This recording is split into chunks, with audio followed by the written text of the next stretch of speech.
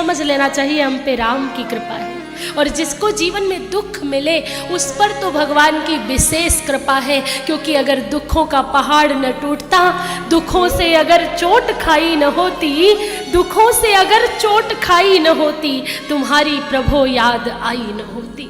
अगर भगवान किसी से कुछ छीन लेता है तो उसे बहुत कुछ देना चाहता है, ये सच्चाई है। अगर दुख नहीं आए जीवन में तो फिर सुख की अनुभूति कैसे होगी, उस सुख सागर से रिश्ता कैसे जुड़ेगा? फिर तो हम संसारी जीव संसार में ही भटकते रहेंगे।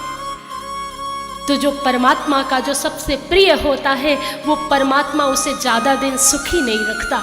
इसलिए भक्तों की बहुत परीक्षा होती है। किसी ने मुझे कहा, दीदी जितनी भी देखो भक्तों की परीक्षा क्यों होती है?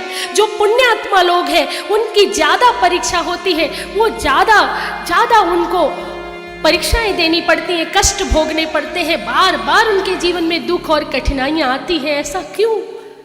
तो आप सब ने परम भक्त कुंती माता का नाम तो सुना होगा। कुंती के जीवन में कितने दुख आए, विपत्तियां कितनी आई।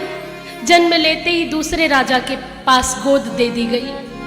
प्रथा से कुंती भोज राजा के पास पहुंची, कुंती बन गई। कुंती भोज राजा ने गोद ले लिया, अपने माता पिता से विलग हो गई। युवावस्था आई तो संत दुर्वासा ऋषि के प्रभाव से मंत्र सिद्ध कर लिया और सूर्य नारायण को बुलाया तो बिना विवाह के बालक की प्राप्ति हो गई, कर्ण की प्राप्ति हो गई। अब लोक लाज समाज के भय से उस बालक का त्याग करना पड़ा। मंत्र के प्रभाव से बालक का जन्म हो गया और फिर उस बालक को नदी में बहा देना पड़ा, अपनी ममता को कुचलना पड़ा। उसके बाद जब विवाह हुआ तो पति पांडु रोग से ग्रसित मिला और उसके बाद पति दूसरी पत्नी माद्री को ले आता है, उससे विवाह कर लेता है। उसके बाद असमय युवावस्था में पति की मृत्यु हो गई।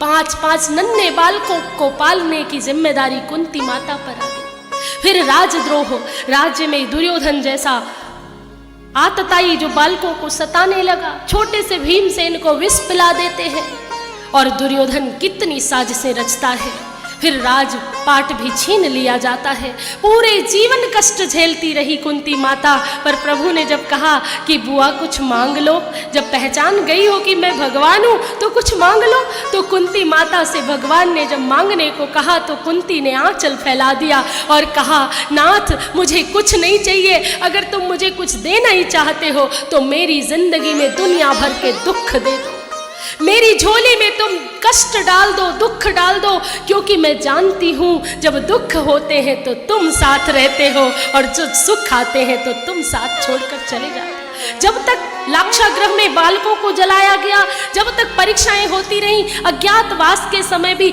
आप हमेशा साथ खड़े रहे। और आज जब युद्ध जीत कर मेरे पुत्र हस्तिनापुर के राजा बन गए तो आप द्वारिकापुरी जाने की बात कर रहे हैं।